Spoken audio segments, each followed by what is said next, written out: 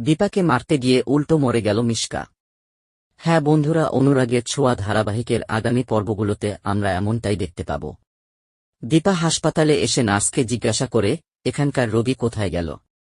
তখন নার্স বলে, ওনার তো ছুটি হয়ে গেছে। তখন দীপা ভাবে, তাহলে আমার সন্দেহটা ঠিকই ছিল, মিশকা সোনাকে তুলে নিয়ে গেছে। আমাকে আজকে আটকাবি না তুই রূপা, নিজের জীবন বাজি রেখে আজ আমি আমার মেয়েকে রক্ষা করব। এদিকে মিশকা বাড়িতে আছে কিনা এটা দেখার জন্য সূর্য মিসকল বাড়িতে চলে আসে।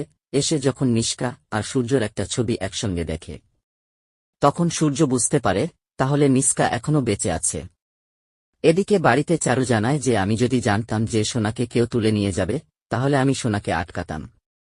এদিকে দীপা মিশকার ব্যারাকে চলে আসে আর বলে, তোমার সঙ্গে আমার শত্রুতা আছে, কিন্তু তুমি আমাকে মেরে ফেলো, আমার মেয়ের কোনো ক্ষতি করবে না তুমি। তখন মিশকা বলে, এটাই তো রক্তের টান, এক এক করে সবাই আসবে আর আমি মেরে ফেলব। এরপরে দীপা মিশকার সঙ্গে লড়াই করে আর সোনাকে বলে, তুই এখান থেকে চলে যা মা। সোনা বলে, এভাবে আমাকে বাঁচানোর জন্য মা নিজের জীবন শেষ করে দেবে। এদিকে মিশকা দীপকে জলের মধ্যে ফেলা দেওয়ার চেষ্টা করে, কারণ সেখানে কারেন্ট দেওয়া আছে, দীপা যেন একেবারে শেষ হয়ে যায়। তখন সোনা মনে পড়ে যায় মিশকার হাতে একটা রিমোট ছিল, সেই রিমোটটা দিলে কারণ বন্ধ করা যাবে।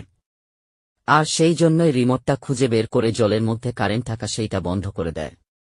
ততক্ষণে মিশকা দীপাকে জলের মধ্যে ফেলে দিয়েছে। দীপা জলের মধ্যে পড়ে যাওয়ার সময় অজ্ঞান হয়েছিল। এদিকে কারণ বন্ধ থাকার জন্য দীপার আবারও জ্ঞান ফিরে আসে। তারপরও দীপা সেখান থেকে উঠে দাঁড়ায় আর সোনাকে বলে, তুই এখান থেকে চলে যা। এরপরে সোনা মিশকাকে বলে, আমার মা তোমাকে ছাড়বে না, আমি বাবাকে ডেকে আনছি।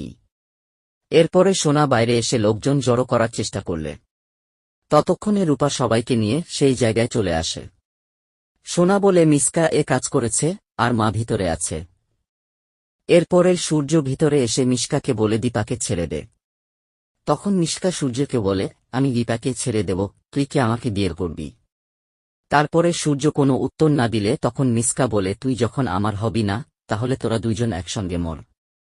এরপর মিশকা একটা অস্ত্র নিয়ে সূর্য আর দীপার দিকে এগিয়ে আসতে লাগলে, তখন পুলিশ একটা গুলি চালায় আর সেই গুলিটা মিশকার হাতে লাগে।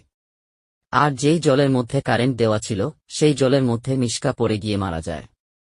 তারপরে মিশকার বড়ি ভেসে ওঠে আর সেইটা দেখে সোনার শরীর খারাপ হতে শুরু করে।